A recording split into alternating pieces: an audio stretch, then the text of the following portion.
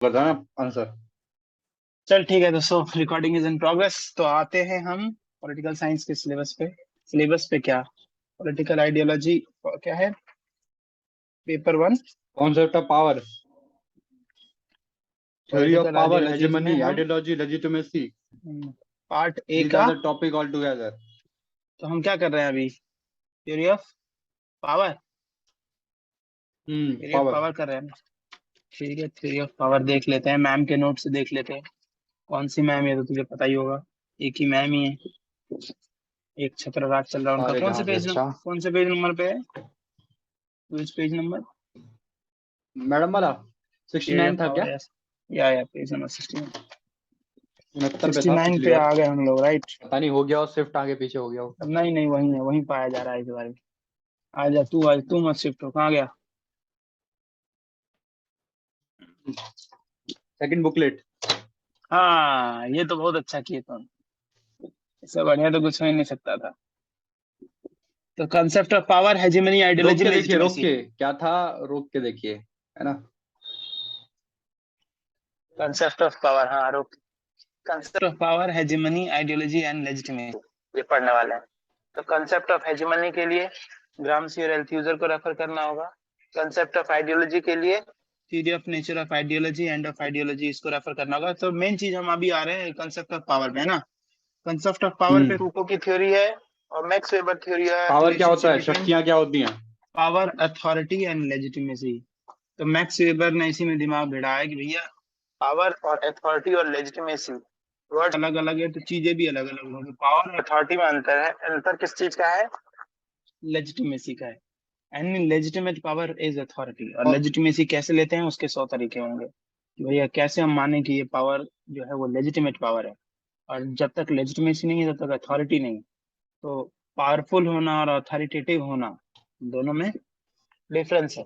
Theory of power, power की theory में liberal school है, मार्क्सिस्ट स्कूल है, एलिटिस्ट स्कूल है, प्लूरलिस्ट स्कूल है। तो मतलब ये अलग अलग तरीके से डिफाइन किया है इन्होंने कि पावर कहाँ एग्जिस्ट कर रही है। तो जो लिबरल स्कूल है वो क्या कह रहा है कि पावर लोगों के पास है, मतलब वो पॉपुलर सोवरेनिटी की बात करता है कि power lies with people, power is there with people. So when, so यदि दिस इज यदि आपको नियर जनता का नियर टू द, समर्थन है। तो this is near to the Hannah Arendt. Hannah Arendt भी कहती है ना, power is when you act in concert. Concert. तो ये वाली बात है कि पावर विद पीपल, लिबरल कह रहे हैं, पॉपुलर सोवरेनिटी की बात कर रहे हैं। दूसरा स्कूल है मार्क्सिस्ट स्कूल, तीसरा स्कूल है एलिटिस्ट स्कूल, और चौथा स्कूल है प्लूरलिस्ट स्कूल। तो लिबरल स्कूल का हमने देख लिया, power lies with people, so popular sovereignty. दूसरा है मार्क्सिस्ट। मार्क्सिस्ट में क्या है कि मार्क्सिस्ट थ्योरी में क्या है कि पावर विद प्रॉपर्टी क्लास। आज जो कैपिटलिस्ट संपत्ति वर्ल्ड वाले। है, हाँ आज के हम्म कैपिटलिस्ट वर्ल्ड में जो पावर है वो एक्चुअली प्रॉपर्टी क्लास के पास है।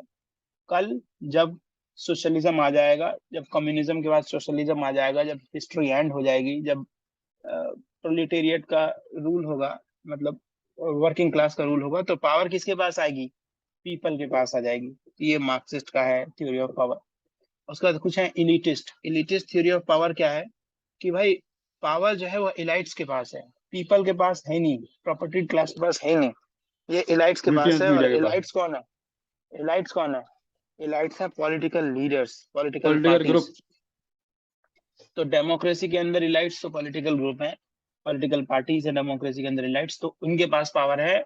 किनके हिसाब से? इलिटिस्ट स्कूल ऑफ थॉट के हिसाब से। और प्लूरलिस्ट अगर थ्योरी देखें पावर की, प्लूरलिस्ट स्कूल की तरफ से, तो ये पता लगेगा कि power with pressure and interest group जो होते हैं, जो डेमोक्रेसी में जो दबाव समूह होते हैं, जो इंटरेस्ट ग्रुप होते हैं, जैसे कि कोई संगठन हुआ, कोई प्रेशर ग्रुप, आंदोलन करने के लिए जो तैयार रहते हैं हमेशा, एक्चुअल पावर इनके जैसे पास है। एसकेएम था, संयुक्त किसान मोर्चा। संयुक्त किसान मोर्चा, बहुत सुंदर, बहुत सुंदर। योगेंद्र यादव जी भी प्रेशर ग्रुप बनाए बैठे हैं। तो ये हाँ। एक तरीके से मतलब आरएसएस, अगर राष्ट्रीय प्लूरलिस्ट व्यू स्वयंसेवक लिया संघ जाए, भी एक प्रेशर ग्रुप। बस, तो जितने भी मजदूर संगठन हो गए, जितने भी ये संगठन है, ये फिर मेडिकल एसोसिएशन हो गया, है ना, ये सारे जितने भी संगठित रूप से जो लोग हैं, जो प्रेशर ग्रुप, जो जिनके पास प्रेशर डालने की पावर है, तो वो पावर ही है एक्चुअली। तो पावर प्रेशर ग्रुप्स के पास होती है। इसके अलावा कुछ कन्वेंशनल थ्योरी है पावर की। कन्वेंशनल थ्योरी मतलब जो पहले से चली आ रही है, जैसे कि ग्रामसी कहता है कि hegemony is power. Hannah Arendt के हिसाब से when we act in concert that is power. Foucault का अलग पावर का थ्योरी है, फेमिनिस्ट पर्सपेक्टिव में पावर कुछ और है। तो ये सब हम देखने वाले हैं। तो let us have the general introduction power का जनरल इंट्रोडक्शन क्या होने वाला है कि politics is considered as the study of shaping and sharing power. Power view of politics, politics क्या है?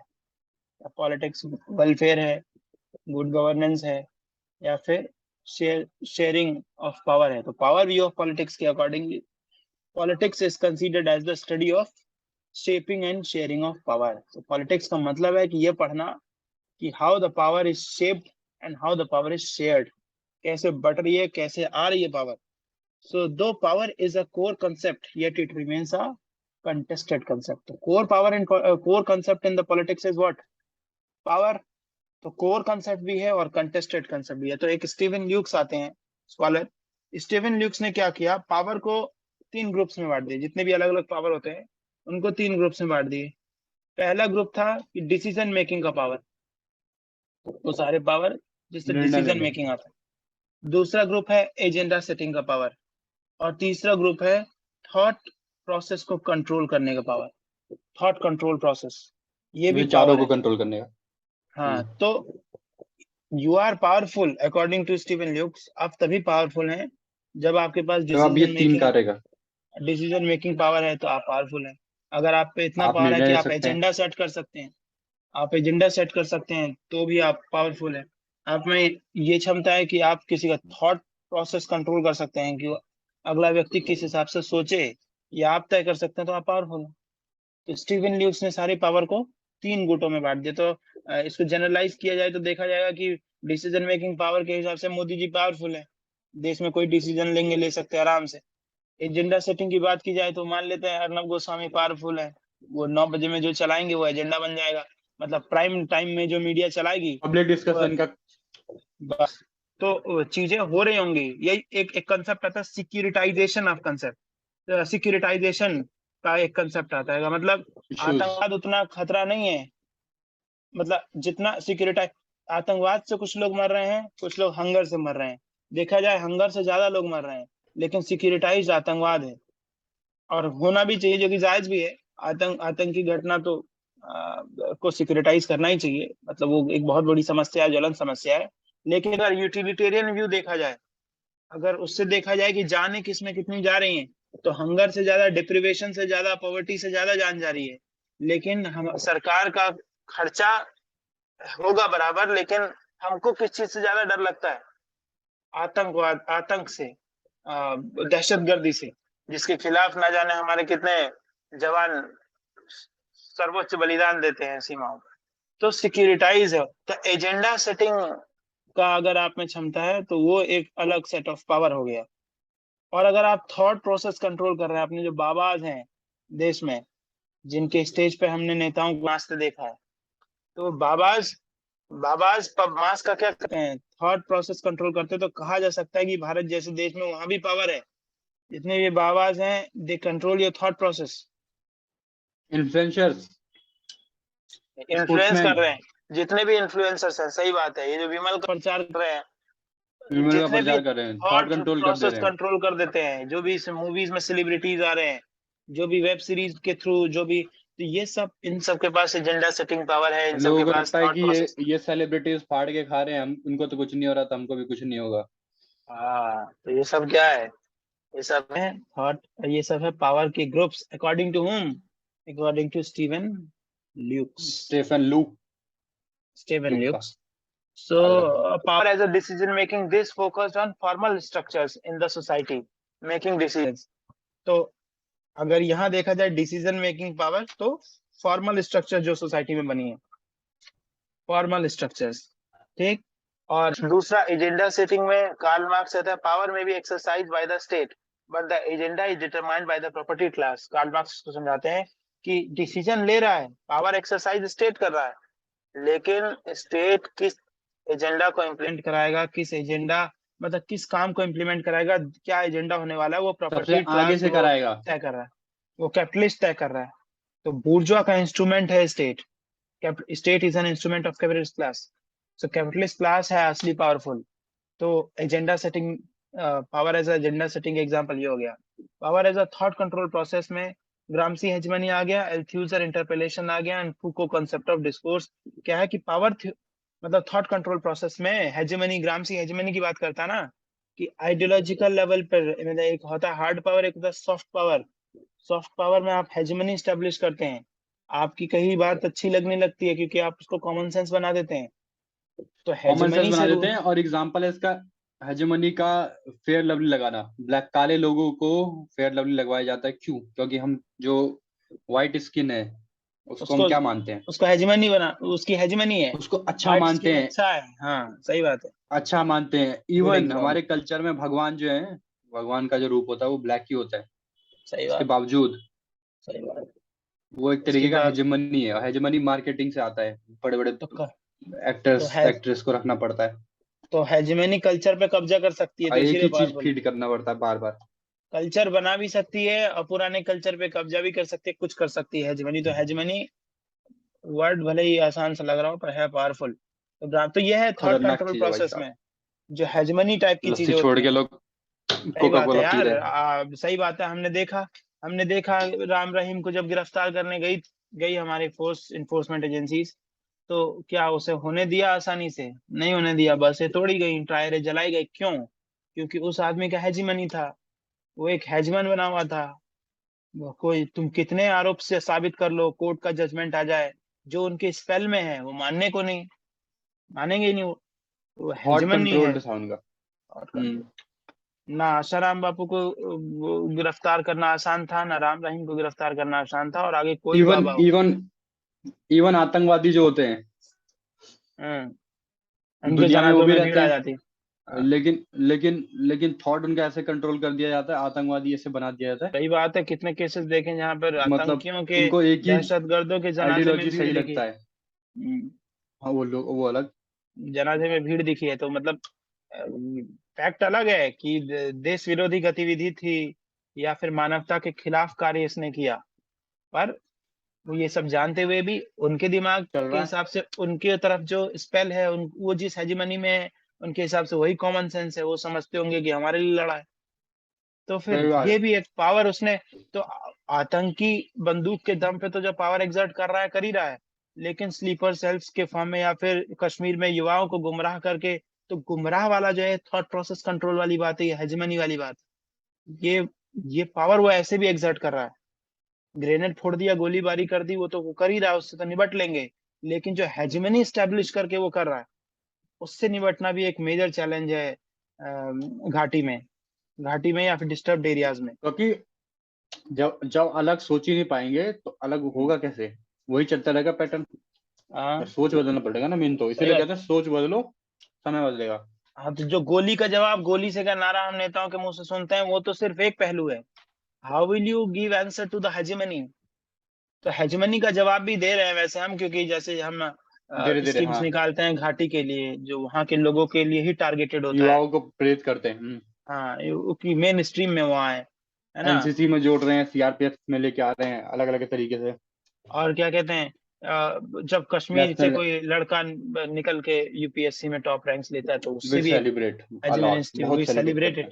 हैं। हाँ तो ये बातें हैं। और और वहीं के लोकल्स को उठा के डिसीजन मेकिंग पोजीशंस पे डाल के, एक्स्ट्रा मतलब ज्यादा स्ट्रेटेजिक पोजीशंस पे डाल के भी हम ये तय करते हैं कि भारत की जो हुकूमत है, भारत की जो सरकार है, उसका आप अभिन्न अंग हैं। और इसको बार बार बताना नहीं चाहिए। इसको बार बार बताने का मतलब है कि कहीं से इनसिक्योरिटी है। हम कभी बोलते हैं उत्तर प्रदेश भारत का अभिन्न अंग है, बिहार भारत का अभिन्न अंग है, कश्मीर में बोलना पड़ता है। तो इसको एक दिन कॉमन सेंस बना देना पड़ेगा कि जब कोई बोलेगा सही कि बात है। भारत का नहीं है, तब लोग रिस्पॉन्स करेंगे क्या बकवास कर रहा है, इसका तो सवाल ही नहीं उठता। तो वो है हेजमन, मतलब वॉर ऑफ उस पोजीशन पोजीशन तक पहले पहुंचना लेना है अपने पड़ेगा। को। पहले वॉर ऑफ पोजीशन लेना पड़ेगा, पहले काउंटर हेजमनी स्टेब्लिश करनी होगी। और वो भी भारत की सरकार स्कीम्स के थ्रू या फिर बहुत सारे इंटरवेंशन है जिसके थ्रू हम करते हैं। तो बहुत मोर्चों पे हम वहां पर दहशतगर्दी से लड़े हैं, चाहे वो सीधा सीधा डायरेक्ट वॉर के फ्रंट पे हो, चाहे वो हेजमनी के फ्रंट पे हो। तो इतना सारा कथा सिर्फ ये समझाने के लिए था कि everyone who can control your thought process is powerful, sir. Yes. Everyone who has the capability to set the agenda is powerful, sir. So agenda setting, controlling the thought process, and decision making. These are the three groups of power according to whom? According to Stephen Lukes. Power theory explains who exercise power. Power theory बताता है कि कौन exercise कर रहा power, and what are the means of power and how power is exercise. ठीक, तो कहा जाता है कि real rulers are undiscoverable. It is said that real rulers are indiscoverable. सही बात है, जैसे कि मार्क्स भी कह रहे हैं, कार्ल मार्क्स ने भी कहा है कि स्टेट डिसीजन ले रही है, इंप्लीमेंट करा रही है, पर वो क्या करेगी, वो एजेंडा कैपिटलिस्ट सेट कर रहा है। तो शायद जो रियल रूलर है वो अनडिस्कवरेबल है, वो पीछे है, अनडिस्कवर्डेबल है, और मार्क्स के हिसाब से वो कैपिटलिस्ट है। मार्क्स के हिसाब, मार्क्स ने डिस्कवर कर और लिया, जो liberals, few people have this capability। हाँ, लिबरल्स के हिसाब से वो जनता है। लिबरल्स के थोड़ा हिसाब से, हाँ, लिबरल स्कूल के हिसाब से वो पॉपुलर उन्होंने सोवरेंटी, भी खोज अल्टीमेट लिया। सोवरेंटी जनता के पास है। हाँ, उन्होंने जो खोजा है, तो इसीलिए अनडिस्कवरेबल रहता है, क्योंकि अलग अलग स्कूल ऑफ थॉट है और उनके हिसाब से पावर अलग अलग जगह पर है। तो रियल रूलर्स अनडिस्कवरेबल है। ठीक, अब आते हैं एलिटिस्ट थ्योरी ऑफ पावर में। एलाइट्स के हिसाब से हमने, एलिटिस्ट के हिसाब से हमने देखा कि डेमोक्रेसी के अंदर पावर किसके अंदर है? लीडर्स के अंदर, पॉलिटिकल लीडर्स के अंदर के पास पावर है। और पावर होने का मतलब वो सारी चीजें हैं अकॉर्डिंग टू स्टीवन ल्यूक्स। यानी कि अगर मैं कह रहा हूँ कि एलिटिस्ट ये कह रहे हैं कि पॉलिटिकल पार्टीज के पास, लीडर्स के पास पावर है डेमोक्रेसी में, तो मैं ये भी कह रहा हूँ कि according to Steven Lukes political leaders के पास तीन पावर आ जाती हैं, तीन अलग अलग टाइप की पावर्स आ जाती हैं। क्या? Decision making, agenda setting and thought process. Agenda setting, और तीसरा है आपका हेजेमनी, जो कि एजेंट वो है thought process, thought control process, thought control process. ठीक है, बिल्कुल सही है। सो कंटेक्स्ट देखते हैं, एलिटिस्ट थ्योरी पे जब भी डिस्कशन होगा, एलिटिस्ट थ्योरी ऑफ पावर पे, तो फिर हमें उसके कंटेक्स्ट में मार्क्सिज्म को हमें रखना पड़ेगा। पहले मार्क्सिस्ट थ्योरी को रखना पड़ेगा। क्या था कि Marxist challenge that in a class divided society power does not lie with the masses, power lies with the property class. हमने देखा ये प्रॉपर्टी मार्क्स के हिसाब से, जब तक क्लास है, दो क्लास में बटे हुए हैं, तब तक प्रॉपर्टी क्लास में पावर है। According to Marxist so called bourgeois democracy, ये जो डेमोक्रेसी की बात कर रहे हैं मार्क्स के हिसाब से, जो डेमोक्रेसी मार्क्सिस्ट के हिसाब से ये जो डेमोक्रेसी की बात कर रहे हैं, ये जो है ये एक्चुअली डिक्टेटरशिप है मेजॉरिटी की ओवर माइनॉरिटी, सॉरी माइनॉरिटी की ओवर मेजॉरिटी। तो जो बुर्जुआ डेमोक्रेसी है वो डेमोक्रेसी नहीं है, वो डिक्टेटरशिप है। किसकी? माइनॉरिटी की मेजॉरिटी पर। माइनॉरिटी कौन? Property class. मेजॉरिटी कौन? Labour class. इन अ क्लास डिवाइडेड सोसाइटी। ठीक, and they aim that who? Marxist aim that socialist states are more democratic। Socialist का जो स्टेट है, मार्क्सिस्ट समाज को दो हिस्सों में बांटते हैं। एक होता है प्रॉपर्टी, जिनके पास संपत्ति है, एक होते हैं लेबर, जिन्होंने संपत्ति को बनाया होता है। ठीक है, उसके और उसमें जिन पे संपत्ति होता है उनको बूर्जुआस कहते हैं। ठीक है, बूर्जुआस। ठीक है, अब आगे बताएगा प्लीज। यहाँ पर क्या है कि यहाँ पर हम कह रहे हैं कि जो मार्क्सिस्ट हैं वो कह रहे हैं कि एक तो बुर्जुआ डेमोक्रेसी है, जो ये कैपिटलिस्ट वर्ल्ड कह रहा है कि डेमोक्रेसी डेमोक्रेसी, ये डेमोक्रेसी नहीं है, ये डिक्टेटरशिप ऑफ कौन है? Minority. Dictatorship of बुर्जुआ over dictatorship of over home? Majority. तो माइनॉरिटी का डिक्टेटरशिप है मेजॉरिटी पर। मेजॉरिटी कौन है? लेबर है, लेबर क्लास है। किसमें? बुर्जुआ डेमोक्रेसी में। जो दूसरी डेमोक्रेसी होगी, जो डेमोक्रेसी होगी भी नहीं शायद, सोशलिस्ट स्टेट होगा, तो जो सोशलिस्ट स्टेट होगा उसमें वो ज्यादा डेमोक्रेटिक है। डेमोक्रेसी का दावा कैपिटलिस्ट वर्ल्ड कर रहा है, पर सोशलिस्ट वर्ल्ड जो है वहां पर ज्यादा अच्छा डेमोक्रेसी है अकॉर्डिंग टू मार्क्सिस्ट। और ऐसा इसीलिए है क्योंकि they claim that socialist states are more democratic because power lies with people. Here power lies with people, here is the dictatorship of proletariat, so here is the people's democracy. तो ऐसा Marxist कहते हैं। ठीक, लेकिन हम क्या पढ़ रहे हैं? हम एलिटिस्ट थ्योरी पढ़ रहे हैं पावर का। तो elitist scholars, primarily western scholars, उन्होंने एम्पिरिकल अप्रोच को लगा के क्या किया? कंक्लूड किया कि पावर कभी लोगों के पास रह ही नहीं सकती। तो क्योंकि एलिटिस्ट से हमें यह बुलवाना था कि पावर कभी लोगों के पास रह ही नहीं सकती, power never lies with people, power always lies with elites. तो क्योंकि हमें एलिटिस्ट थ्योरी में ये बात बतानी थी कि पावर कभी पीपल के पास रह ही नहीं सकती, इसीलिए हमने पहले ये बताया कि कौन कह रहा है कि पावर पीपल के पास है। तो ऐसा मार्क्स कह रहा है कि सोशलिस्ट वर्ल्ड में पावर पीपल के पास है।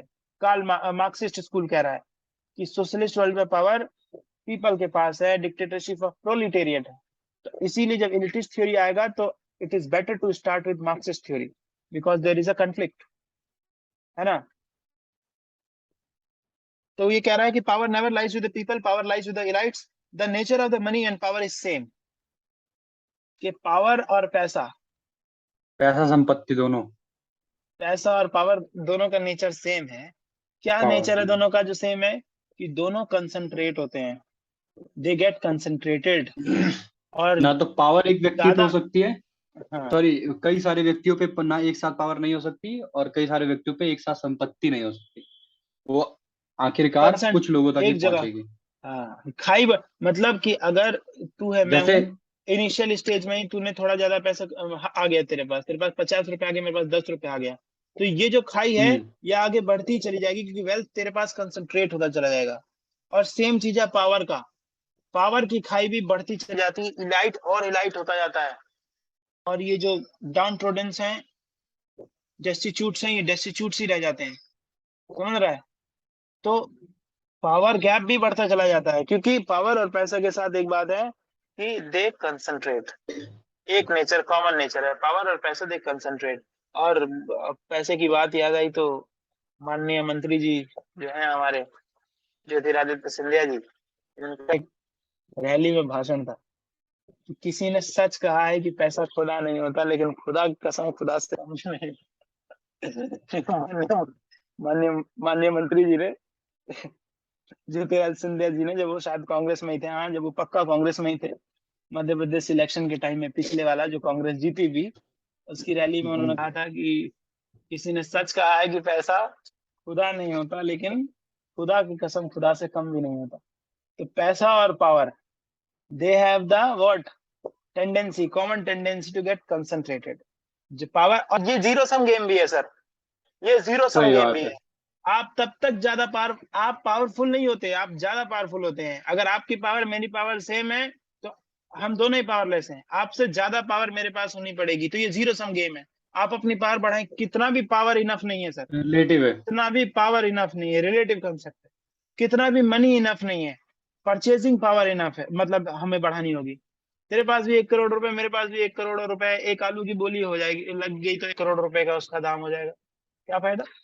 तो जीरो सम गेम है। और शायद इस वजह से भी इसके लिए रेस होता है, आम रेस होता है, मनी के लिए रेस होता है, और शायद यही एक कारण हो सकता है कि ये कंसंट्रेट हो जाते हैं एक जगह पर, कि जो ज्यादा, जिसके पास इनिशियल फेज में ज्यादा पैसा आ गया, उसकी ज्यादा पावर बन जा रही है, तो फिर वो और इस डर से कि कल को कमजोर ना हो जाऊं, कल को कोई और ना लेकर के आ जाए पैरेलल में, इस डर से वो कंसंट्रेट करना शुरू कर देते हैं, चाहे वो पैसा हो चाहे वो पावर हो, जिन पे क्योंकि लिमिटेड क्योंकि नॉलेज। पैसे से पैसे बनता है, और मेरे हिसाब से पावर से ही पावर बनेगा, और जो पावर बनेगा, क्योंकि और सब मल्टीप्लाई होते चले जाते हैं। मैं सेटिस्फाई क्यों नहीं हुआ जैसे उतने पावर से, मैं उतने पैसे से सेटिस्फाई क्यों नहीं हुआ? क्योंकि ये जीरो सम गेम है, क्योंकि मुझे इस बात का डर है कि कल ज्यादा वो पावरफुल हो जाएगा तो मैं और कंसंट्रेट कर लेता हूँ। तो कंसंट्रेशन का मामला है इधर। सही बात है, सही बात है। और ये कौन करेंगे? ये सोफिस्ट करेंगे, जिनको ट्रू नॉलेज नहीं है हैप्पीनेस का, जो लिमिटेड गुड्स के पीछे भाग रहे हैं, प्लेजर के पीछे भाग रहे हैं, ये वो लोग करेंगे। तो इसीलिए ऐसे एक ऐसे पोजीशन, ऐसे पोस्ट जहां पर पावर और डिसीजन मेकिंग आपके पास होनी है, ऐसे पोस्ट में एथिक्स का एग्जाम जरूरी हो जाता है, ताकि आपको पता लगे real happiness, true knowledge of happiness आपके पास हो, गुड लाइफ की का आइडिया हो, कि पावर पैशन से ऊपर रीजन है, रीजन ज्यादा जरूरी है। इसीलिए जब आपको ऐसा पद, कलेक्टर जैसा, आईएएस अफसर जैसा पद दिया जाता है, तो जरूरी होता है कि आप एथिक्स में ज्यादा बढ़िया मार्क्स लाएं। तो वो तो दूसरा डिबेट चला गया। यहाँ हम एलिटिस्ट का देख रहे हैं। ये एलिटिस्ट क्या कह रहा है कि पावर कभी होता ही नहीं मास के पास, पावर हमेशा कुछ लोगों के पास होगा, और पावर और मनी कंसंट्रेटेड है तो मास पास डिस्ट्रीब्यूट हो ही नहीं सकता। ठीक, तो कोई ट्रिकल डाउन इफेक्ट होता ही है अकॉर्डिंग टू एलिटिस्ट। ना power with mass is a myth. अगर आप कभी सोच रहे हैं कि पावर मास के पास है तो वो मिथ है। पावर जनता के विद द पास तो mass is and power with the mass is neither possible not desirable. Sir desirable भी नहीं अकॉर्डिंग टू एलिटिस्ट। क्या दिक्कत आ जाएगी अगर सब पे पावर होगा तो? एनआर की जाएगी सर, बहुत जबरदस्त एनआर की हो जाएगी, बहुत जबरदस्त एनआर। जो मान लीजिए अराजकता कि जो प्लेटो का फैल जो जाएगी। कंसेप्ट है, प्लेटो का जो मिथ ऑफ मेटल है, जिसको मिथ ऑफ मेटल बाद में बोला गया, प्लेटो का जो कंसेप्ट, जो मान लो कि सोल ऑफ एपिटाइट होगा, उसको पावर मिल गई तो तबाही ला देगा। पावर लेने से पहले सिद्ध करो कि you are soul of reason, you are soul of, the composition of your soul consist of gold, not of silver or copper. There will be silver and copper, but it is dominated by gold. ये साबित करो। तो हर किसी के पास power possible नहीं है, क्योंकि power money concentrate होता है, और हर किसी के पास पावर हो ये जरूरी भी नहीं है। मतलब इसकी ये चाहिए भी नहीं हमें कि ऐसा हो। तो hence the democracies are actually what? Oligarchies. So democracy का क्या मतलब? Sharing of power. Power is the democracy. What does Democrat says? Popular sovereignty. Liberal school से डेमोक्रेसी आता है तो क्या कहता है? Popular sovereignty. पॉपुलर सोवरेंटी हो ही नहीं सकती according to elitist, because they get concentrated. तो democracies are actually what? Oligarchies. भले आप कितने दावे कर ले डेमोक्रेसीज के, बहुत फ्यू लोग होंगे, बहुत कम लोग होंगे जिनके पास बहुत ज्यादा पावर होगा। बहुत कम ब्रैकेट होगा उन लोगों का जिनके पास बहुत ज्यादा क्या होगा? पावर अत्यधिक होगा। शक्तियां होंगी। तो democracies are actually what? Oligarchies. Now Robert Michel की किताब political parties, in this he gave the concept of iron law of oligarchy, the only law which is considered as the law in political science. ठीक है, तो मतलब ये एक name drop कर सकते हैं हम रॉबर्ट मिशेल का एलिटिस्ट में, जिनकी किताब का नाम है पॉलिटिकल पार्टीज, और उन्होंने concept of iron law of oligarchy दिया और कहा कि only law which is considered as the law in political science. Political science में जो एकमात्र लॉ है जिसको लॉ कहा जा सकता है वो क्या है? Iron law of oligarchy. इनके हिसाब से तो ओलिगार्की, एलिटिस्ट कह रहे हैं ओलिगार्की है डेमोक्रेसी जिनके में। पास अगर दावे शक्तियां हैं हैं कि उनके लोगों लिए को, जो कानून है, उनके लिए जो कानून है उसी को असली में लॉ कहा जा सकता है, उन्हीं को कानून कहा जा सकता है। बस बस, अगर आप डेमोक्रेसी का दावा कर रहे हैं और ये कह रहे हैं कि लोगों के पास पावर है, आई एम सॉरी सर, ऐसा है नहीं। लोगों के पास पावर जा नहीं सकती क्योंकि कोई ट्रिकल डाउन इफेक्ट नहीं होता। और पावर एंड इफेक्ट हेजेमनी तो यही है ना, कंसेंट्रेट। ये हेजेमनी तो तो यही बना दी गई है ना कि ये द तो पावर। कैपिटलिस्ट, हाँ नेताजी सही यही बात है, बोलते हैं, बिल्कुल सही बात है, नेताजी भी तो यही कैपिटलिस्ट बोलते हैं कि जनता के पास पावर है। पावर है। मीडिया वाले भी क्या बोलते हैं? जनता के पास पावर है। हाँ। बाबा भी क्या बोलते अरे हैं? जनता के पास पावर है। पूरे कोल्ड बट वॉर हु में होल्ड्स द एक, पावर? पावर है किस पे? आज देख इसको कॉमन सेंस कैसे बनाया गया डेमोक्रेसी को। पूरे कोल्ड वॉर में एक पूरा पोल, दो पोल थे। एक पोल यूएस वो चाह रहा था कि पूरी दुनिया में डेमोक्रेसी आ जाए, और डेमोक्रेसी में क्या बात समझाया कि तुम्हारे पास पावर होगी। तो एलिटिस्ट की थ्योरी उस समय में यही तो बता रही थी कि ट्रिकल, कभी तुम्हारे पास जिंदगी में पावर नहीं हो सकती, क्योंकि पावर कभी होती नहीं, डेमोक्रेसी कभी होता नहीं, जो होता है उसे ओलिगार्की कहते हैं। और जो आयरन लॉ ऑफ ओलिगार्की ही एकमात्र लॉ है जो लॉ कहलाने लायक है पॉलिटिकल साइंस में। एकमात्र लॉ है जो लॉ कहलाने लायक पॉलिटिकल साइंस में। तो गजब का है ये। We we sometime lives in a false consciousness. हाँ, और क्या? We becomes the victim of what they call it, uh, what they call it, we first the victim of what? यार एक लाइन याद आया था, भूल गया बीच में, याद आएगा बीच में, बाद में तो फॉल्स बताऊंगा, पहले पैराडाइज। यहाँ देख। We the victim of their, एक था यार जबरदस्त कोट था, जब आएगा तो शब्द याद मैं, रखिए, जब हाँ शब्द आए, जो वर्ड आए उसे याद चेप रखिए देंगे। की होता है। चलो ठीक है, बता दीजिए थीम क्या है? Time. Power lies with small section called elites. ठीक है, ये कौन बोल रहे हैं? Elitist. And who are elites? What make them elites? है तो कौन है कौन? एलाइट्स? ये है कौन है एलाइट्स ये?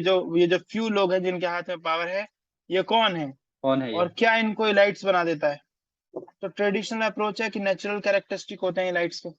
ट्रेडिशनल अप्रोच अच्छा जी। पुराना, कि भाई नेचुरल कैरेक्टरिस्टिक होते हैं, कुछ भगवान बना के भेजते हैं इलाइट्स।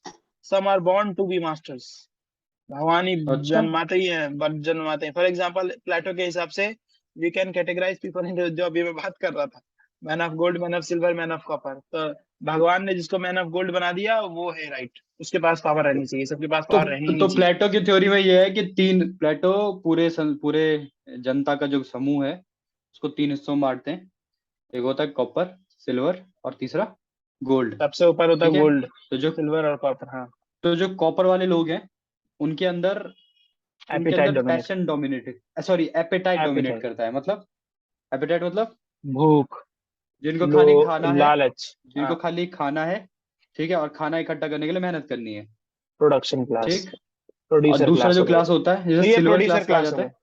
तो ये कॉपर प्रोड्यूसर वाले क्लास हो गई। प्रोड्यूसर क्लास हो गए। ये इनका काम होना चाहिए कि ये प्रोडक्शन के काम में ध्यान दें कि कैसे फसल उगनी है, कैसे कंपनी में चीजें बननी है। दूसरा हो गया सिल्वर क्लास। हाँ बता।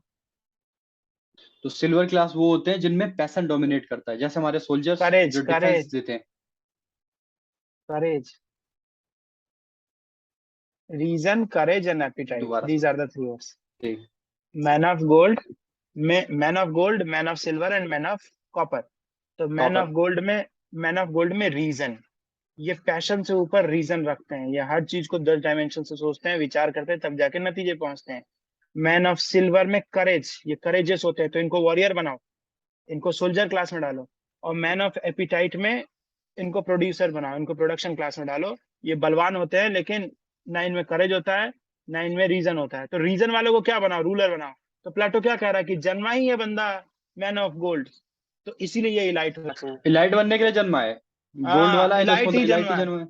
हाँ, वो जन्म भगवान नेचुरल कैरेक्टरिस्टिक है कि वो इलाइट तो होगा, एक इस और इलाइट तरीके से होगा हम तो पावर होगा। कैटेगराइज कर सकते हैं और मॉडर्न इलाइटिस्ट अप्रोच को, इसी के बाद जिसे अगला वीडियो ट्रेडिशनल आएगा अप्रोच उसमें कहा आएगा। जाता है। हाँ, और ये वीडियो अभी खत्म हो रहा है, Zoom